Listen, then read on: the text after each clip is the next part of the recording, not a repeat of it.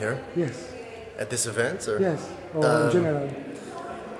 As part of solidarity with the struggle of Indigenous people in the North and the South who are resisting basically Canadian and Northern dominated development projects, so-called development projects. So, as a way of working in solidarity with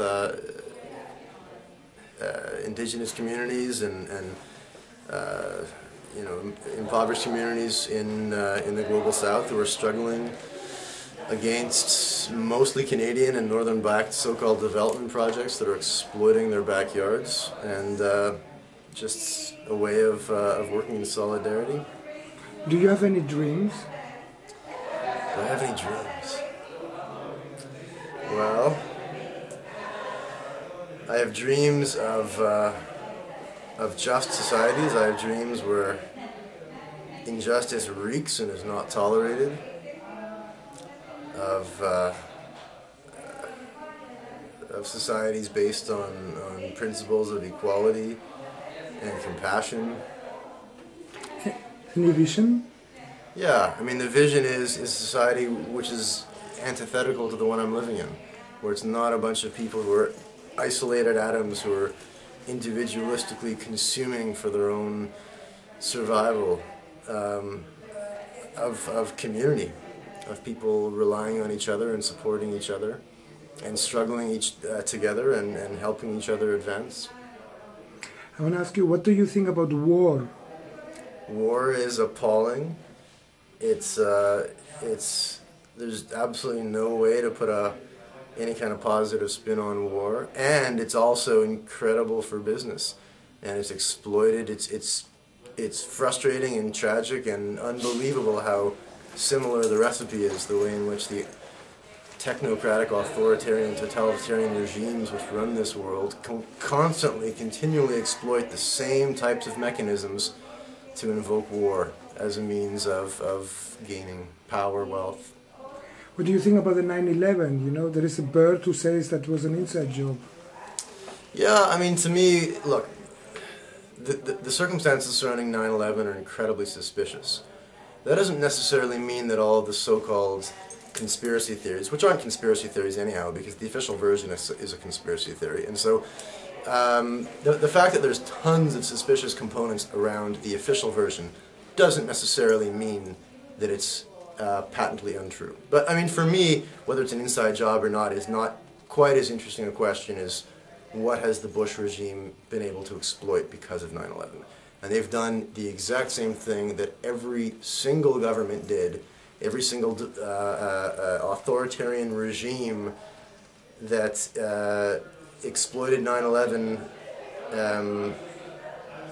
The very first law would have been the Patriot Act, passed in the U.S., and then of course we had Bill C-36 in Canada, and you had the British Anti-Terrorism Act. I mean, nation after nation have exploited 9/11 to be able to push through their dreams of a you know, basically a totalitarian police state, and they're lying in wait. I mean, it doesn't take 9/11 to exploit that. Natural disasters are used all the time to be able to exploit these kind of conditions of instability, to be able to push through you know, legislation that normally, under normal circumstances, nobody would stand for.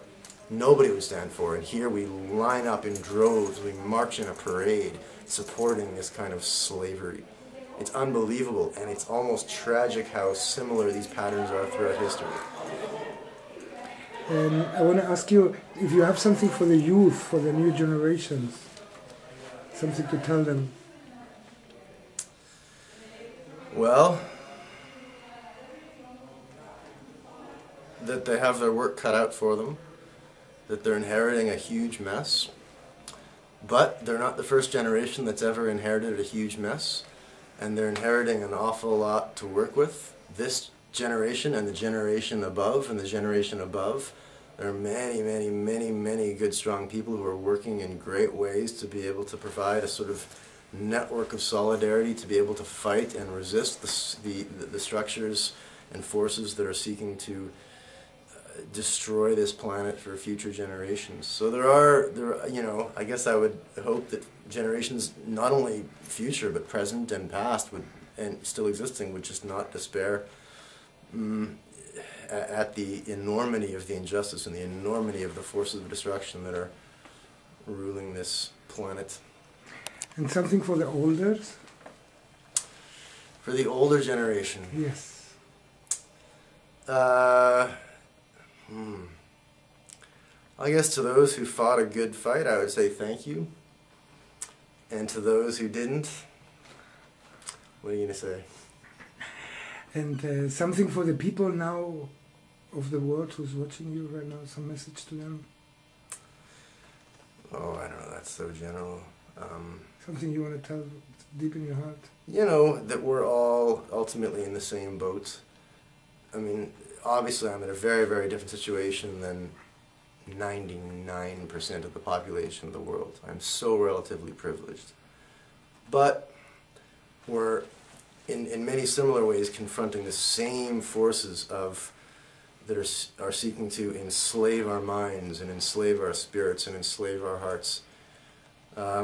Of course, where I come from, I don't nearly have the kind of physical suffering and discomfort that most people in the world do. So there's almost, you know, there's almost nothing I can say to address that, except that we're ultimately, in a certain way, confronting similar forces and have the same kind of inner dynamics. We're all ultimately the same. I mean, it sounds so obvious to say it, but that you know, it's just it seems like an important thing to keep in mind, that we're all ultimately the same. How important it is to, you know, bear that in mind. Thank you.